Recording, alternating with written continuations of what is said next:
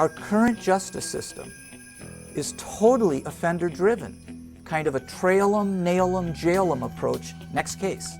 So restorative justice is really based on the notion that those who are most affected by crime, victims and their families, communities, and then the offender and their families, they should have the opportunity, whenever possible, to come together to talk about the real impact of crime on their lives and to develop a plan to repair the harm, to hold the offender accountable, but in a way that helps victims.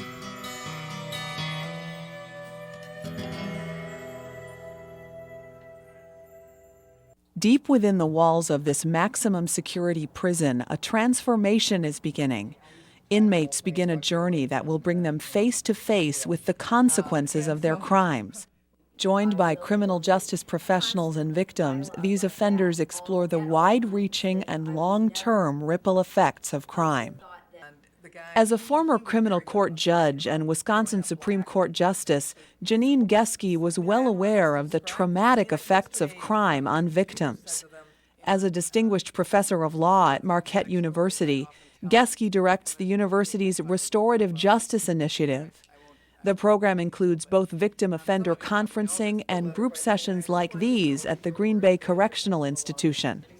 Well, there are different processes for restorative justice. Some are face-to-face meetings between a victim and offender. Some of them are circles that we are doing here using surrogate victims, that is, victims of other crimes. Some of them involve family conferencing and community conferencing.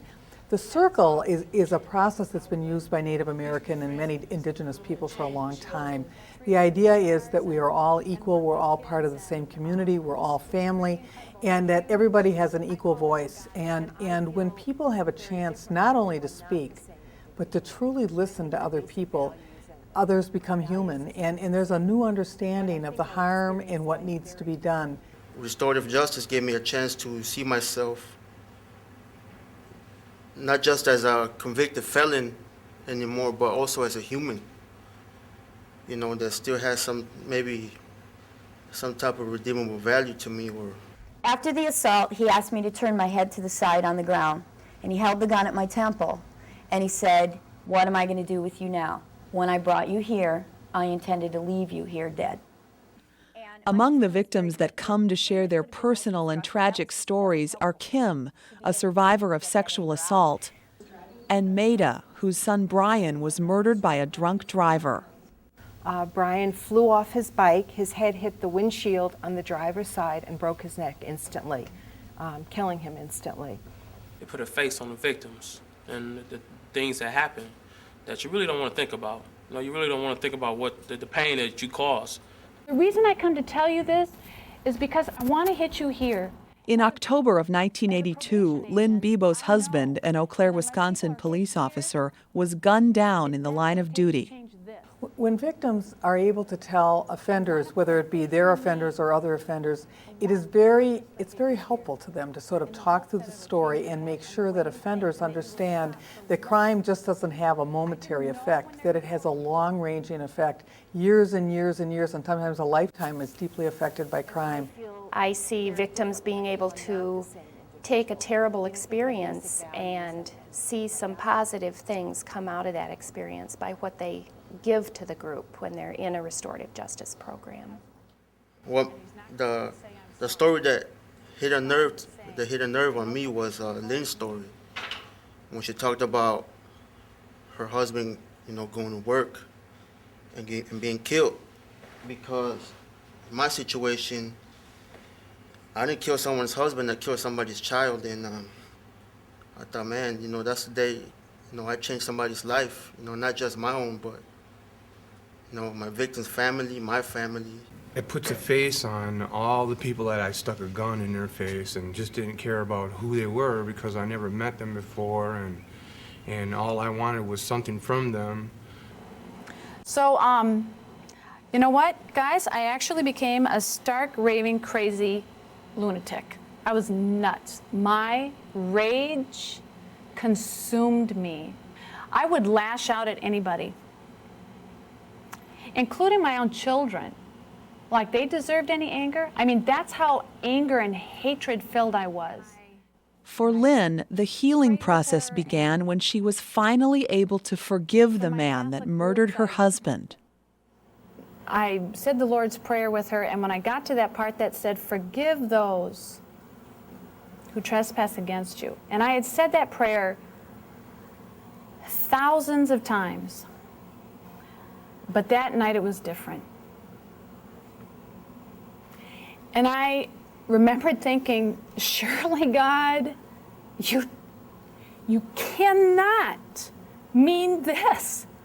You cannot mean this. How can I ever forgive that? These women coming here talk about how they forgive the people that victimized them, that changed and altered their life dramatically. That's powerful, because I know this, they could have held on to that anger and that bitterness all their life, and but they chose not to. I never understood how my actions impacted people's lives until Restorative Justice, how communities was changed, how lives were so messed up because of this, you know. Not only my family, but my victim's family. They can never again can they claim ignorance and say that they don't understand the impact of their actions on a victim, because it's forever changed if they have come into this group not only with their head but with their heart, and they listen with their head and their heart. There's no way that they can ever claim ignorance again and commit another crime without remembering that there's a consequence to this, not only on a victim's family, but on the offender's family as well, and on the offender directly as well. I didn't think I was going to learn anything. You know, I thought, you know, to be honest, you know, I started this whole challenge of possibilities because, you know, I'm going up for an appeal, and, you know, I figured if I graduate from this program, I'll make, you know, the records look good, and maybe the judge would look at that and, you know, be like, oh, maybe he did change. But, you know, it was all a deception. But, like yesterday, I touched a little bit about my grandmother. And, you know, in my culture, it's kind of a taboo to talk about the dead. I feel that my grandma is still watching over me, you know, and she's telling me that I've been leaving my life astray, that I've been messing up my life. And last night, for the first time in a long time, I seen in my grandma's face, and she smiled at me. Processes that put victims and offenders together, whether it's their own victims or not, humanizes both sides, and there's a new understanding about the harm and also the remorse and the kinds of things we heard in this room, where offenders truly are sorry for what happened and really want to make amends in some way. Now here I sit within this reality, wishing and dreaming of being free. Each time I cry, I come a little loose at the seams. I found a band of brothers who have led me to change, unlike the others, admitting I've done wrong, accepting this is where I belong. I've taken a life which I cannot return. I'm wishing for another chance, which I must earn, to hit the streets to show the man I've become. There's no doubt in my mind that it's remorseful.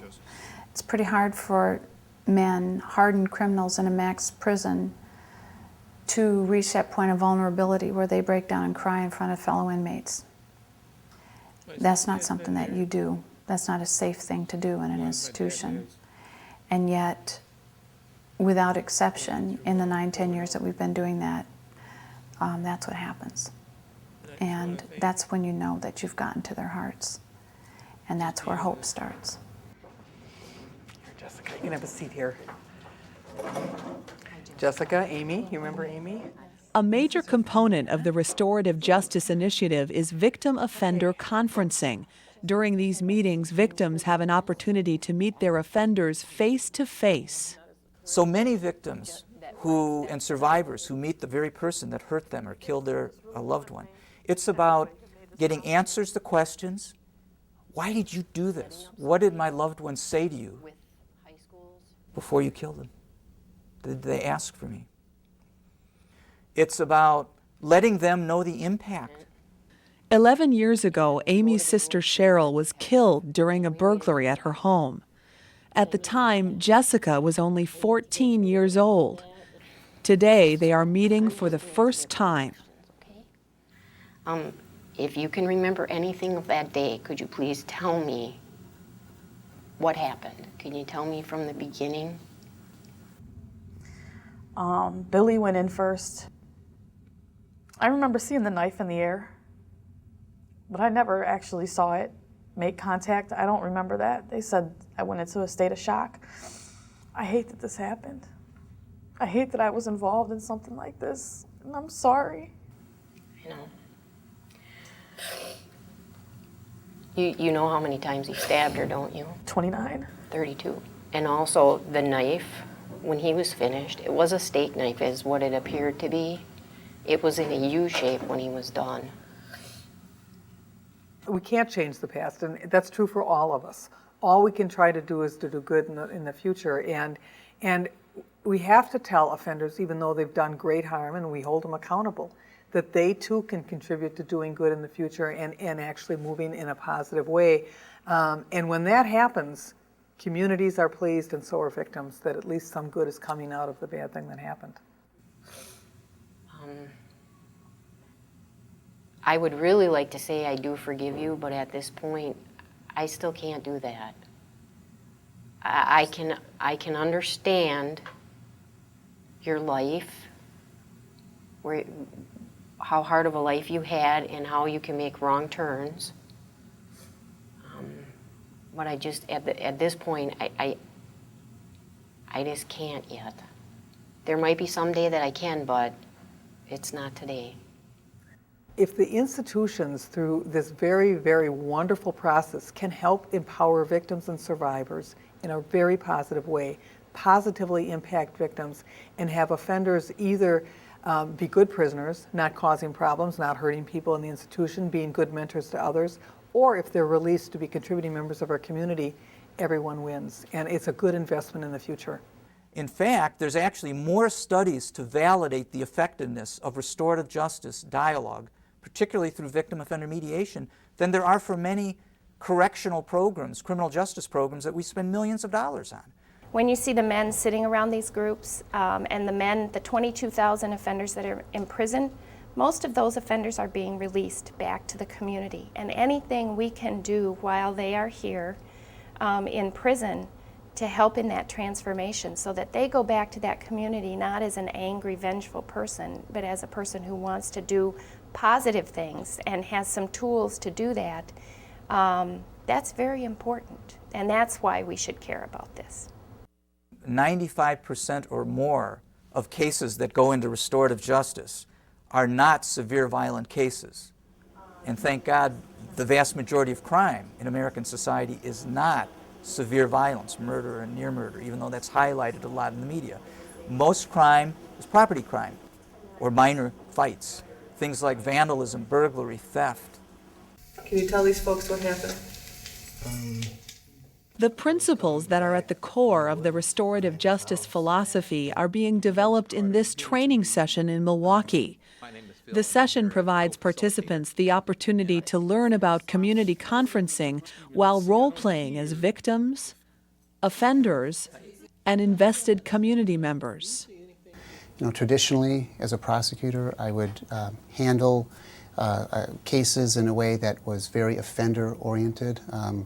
This process, the restorative justice dialogue process that we use here called community conferencing, really provides an opportunity for victims to have a more meaningful role in the way we do justice. Our kids are really facing a lot of things at home, at the street, in the streets, and the things that they are learning just in their, in their everyday interactions with the people that are close to them are not positive things. And if we can step in and give them some of that, that positive interaction by letting them know that their actions are not acceptable, that we don't accept their actions, but we do accept them as people.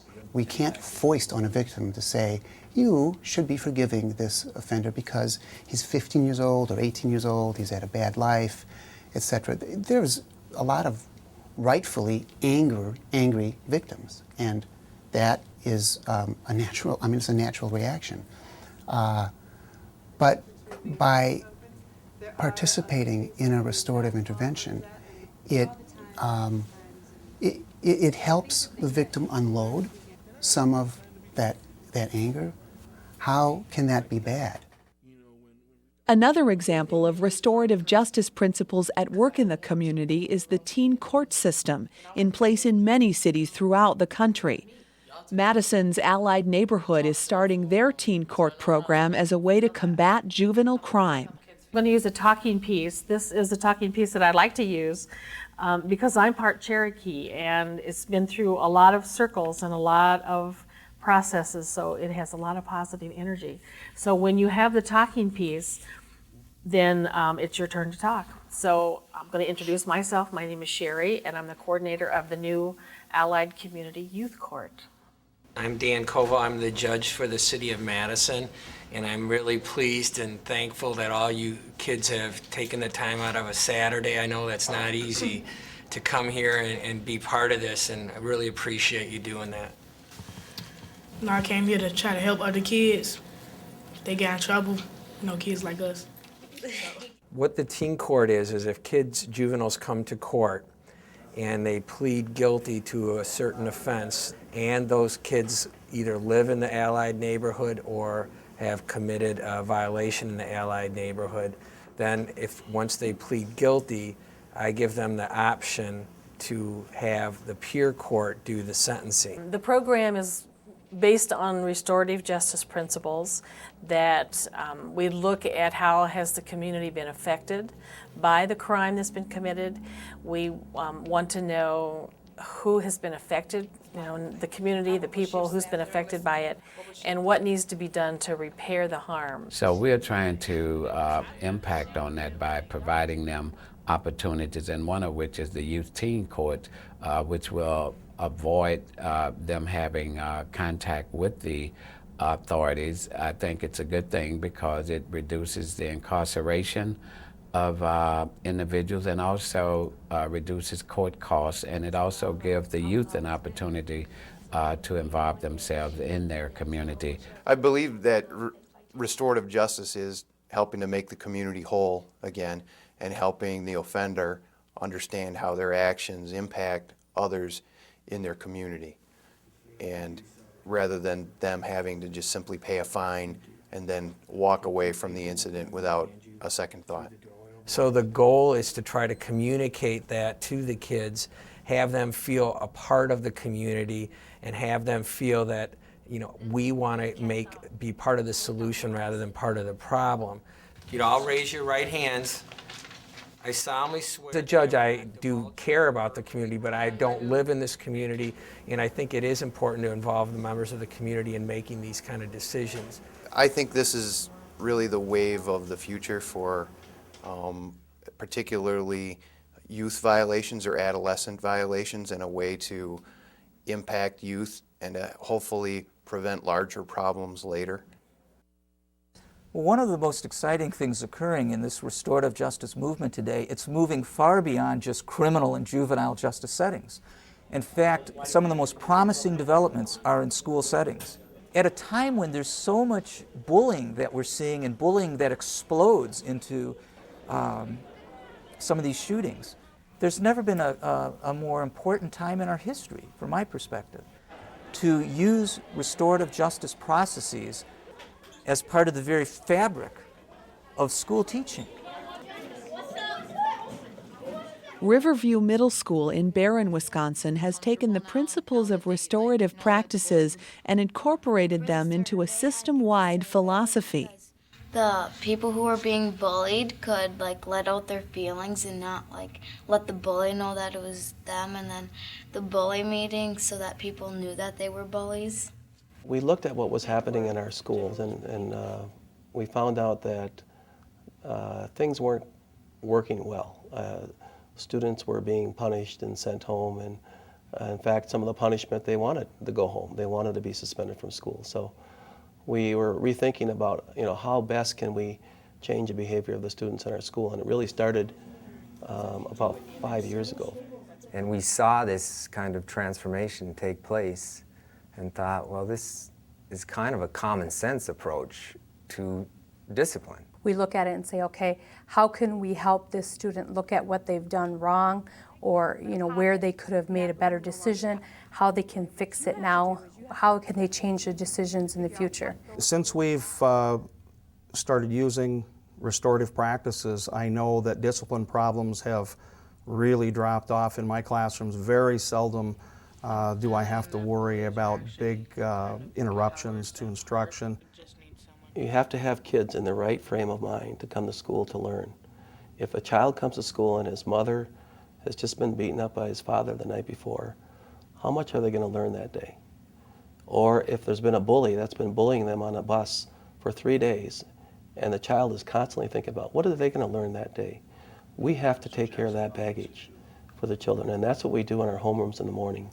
We think it's made a huge impact on our bullying. Our students are more understanding of how they affect others and how their behaviors are webbed in with the behaviors and the feelings of all students in our building. It not only helps with bullying, it helps with our entire school climate because we have more of an understanding that we're a part of a much bigger system, a much bigger world. Since we've actually decreased our class time a couple of minutes each 8 hours that we're here to build this homeroom time in, I've actually increased the amount of curriculum that I present each year simply due to the fact that I have less discipline issues to deal with, and I'm not spending as much time handling those things and more time then ultimately presenting my curriculum. We believe in dealing with issues while they're still fixable. The last thing you want to do is allow something to escalate. And so we look at practices, we look at ways to help kids resolve problems, help them address issues, help them talk about them, get them out on the table, and get them fixed before they become larger issues and before they get to the point of where they're out of their control, out of their hands, and now have to move to a higher level. What happened in the hall when that one day when you guys got into it? Yeah. Bo, you want to explain what happened? Well, I don't know. We were just talking, and I was talking to a friend, and I said, asked a friend something, and he thought I said his name, and he got all mad about something, and I'm like, I didn't say your name, and then it pushed him, and then he pushed me, and then it just went on from there. Okay. Muhammad, how about you? What did you hear? It was the same thing. It was the same thing? And so why did the restorative philosophy is really one of caring and one of communication. And where victim and offenders, they actually communicate face to face. And restorative practices is just one of improving communication between people.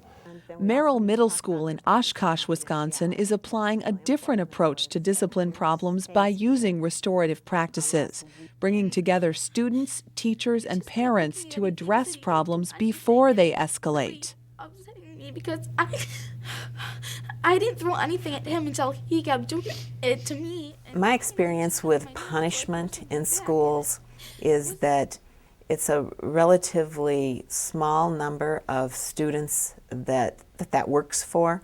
You know, there are few who respond okay to punishment. They learn their lesson and never do it again. But after several years of walking past detention rooms and seeing the same students in those rooms time after time again, you know, I said, this isn't working. It just isn't working. You made reference to Caitlin making fun of your work boots. It sounds like that was an issue for you. Can you say how you felt when that happened? I felt kind of, well, I don't really know how to explain it, but normally I don't get upset about clothing because it's kind of like, hey, if these people don't like me for who I am, that's too bad. That's who I am. But I've never got picked on for wearing shoes. And then all of a sudden this comes up, oh, redneck, you're wearing boots. Big deal. It's the middle of winter. I walk home. I wear boots. Restorative justice in schools is really about respect and about helping students learn to take responsibility for their own actions and looking at the impact their actions have on others. As a positive alternative to the more punitive detention approach, restorative practices helps build lifelong interpersonal communication skills. It worked out well because it kind of brought everybody's feelings out, but then it kind of came back around and calmed everything down, and we came up with a way to end it. Detentions, I don't think really do a whole lot because this is all interpersonal relations and they're kids. Part of our job, I think, is to help kids learn how to get along so that they can get along when they're adults, because you're working with a variety of people and variety of situations, and it's a learning thing, and this should be part of what you learn growing up. We're trying very hard in the school setting to give a voice to the victim. Although I'm not sure in the school setting that there's as many clear-cut victims as there may be like in a criminal justice system. Whether it's in a school setting or a maximum security prison, restorative justice is a non-punitive approach to conflict resolution. By bringing both the perpetrator and victim face to face, restorative justice can initiate the process of healing. Both parties are engaged in the sharing of pain, suffering, anger, and guilt. Through dialogue, remorse can lead to understanding, and for some victims, understanding may lead to forgiveness, freeing both parties to move on with their lives.